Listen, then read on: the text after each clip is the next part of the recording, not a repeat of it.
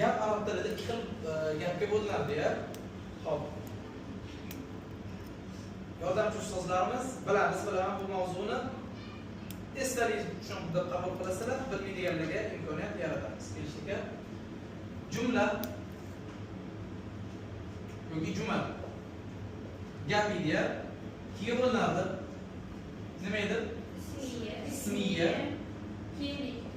va fe'liya. Ismiya bilan fe'liya nima farqi bor edi? Ism bilan boshlanadi. Fe'ldan boshlanadi. Hop, fe'liyaning asosiy sharti nima edi? Fe'ldan boshlanadi. Fe'l plus fa'il plus maf'ul yoki mafa'il deymiz. Fe'l yaktubu yoki kataba farqi yo'q yoki uktub.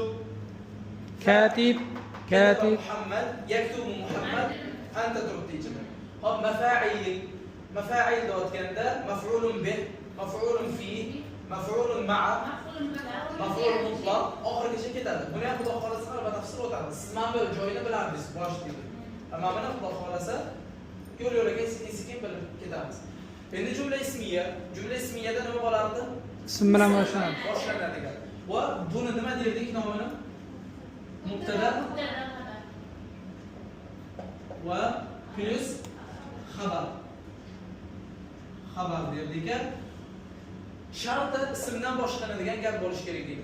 Misol uchun Muhammadun mujtahid.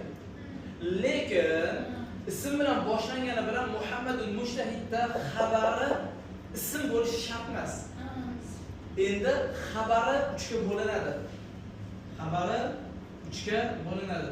Bu mavzu biladiganlar uchun emas, yana qaytadan aytib o'taman. Ba'zilar biladi oraylarda. Takror bo'lsin. Bilmaydiganlarga aytib beraman.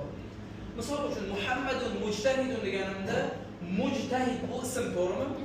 Buni men xabar mufrad deyman. Mufrad deganda gapga o'zi mufrad emas, yo'q, bitta dona so'zli ism bo'lgani uchun. Misol uchun musanna bo'lishi mumkin, men xabar mufrad deyman. Misol uchun at-talibani mujtahidani. Gapim musanna. Nima edi musanna? Ikkilik. Lekin bitta mujtahidani so'zini xabar mufrad deyman. Nimaga xabar mufrad deyman? Bitta dona so'zdan iborat bo'lgan kesim bo'lgani uchun. Qaytadan bitta so'zdan iborat bo'lgan kesim bo'lgani uchun xabar mufrad deyman. Bu navi mufradligida emas, yo'q, u bitta dona so'zdan iborat bo'lgani uchun. Endi xabar jumla nima degani? Bu xabar jumlada gap fe'l foildan iborat bo'lgan so'z bo'lgani uchun va bu jumlangiz mubtadaga kesim bo'lgani uchun. Qanaqa qilib Muhammadun yajtahidu misol uchun fi sof. Sinfda eng g'ayratli Yajtahidu Tirishqoq. Yajtahidu tirishadi yoki ijtahada fi sof tirishdi. Muhammad bitta ism, yajtahidu bitta fe'l foili Muhammad fi sof. Huwa ichida turibdi. Yajtahiduni tagida turibdi. Hop, fi sof bu to'ldiruvchi. Endi yajtahidu fi sof jumlasi nima bo'lyapti? Muhammadga xabar bo'lyapti. Tushundingmi? Ya'ni mubtadada hamisha xabar shart emas. Xabar butun boshli gap bo'lishi mumkin. Misol uchun Muhammadun katabal wajib. Vazifasini yozdi gapi Muhammadga nima bo'lyapti? Xabar. Lekin qanaqa xabar bo'lyapti? Xabar jumla bo'lyapti. Ya'ni bu kesim bitta dona mufrad so'z emas. Bu butun boshli gap. Bu gap egaga nima bo'lyapti?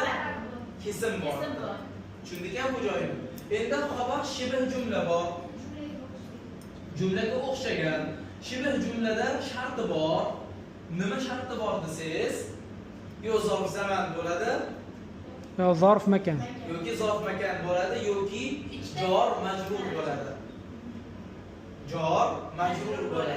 Ana unda siz jumla demaysiz. Nima uchun? Chunki fe'l ishlatilmayapti.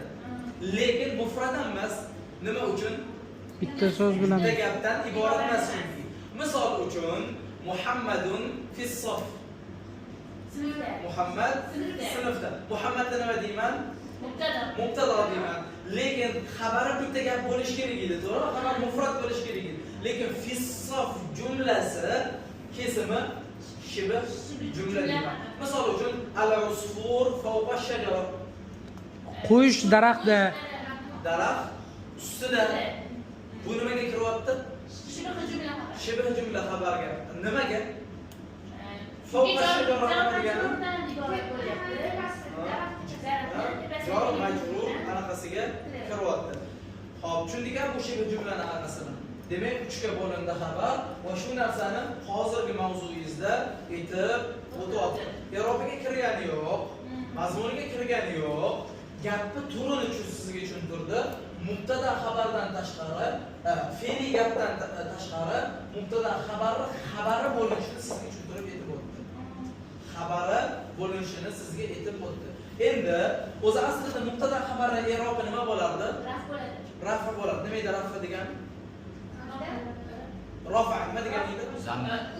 Zamma bo'ladi. Zamma. To'g'rimi? Bu zamma qaysinda bo'ladi? Mubtada bo'ladi. Yo'q. Alifda. Mubtadoda ham bo'ladi, xabarda ham bo'ladi, lekin qayerda rafa bo'ladi? Xabari qaysi navida rafa bo'ladi? Mufratda bo'ladi. Mufratda. Mufratda bo'ladi. Mana bu ikkitasidachi? Bu o'zgarib ketadi. Jor majrurda Kasra bo'ladi. kasra bo'ladi. Zarf zamon zarf makanda Nasb bo'ladi. nasb bo'ladi. Jumlada Jumlaga o'sha o'zgarib ketadi.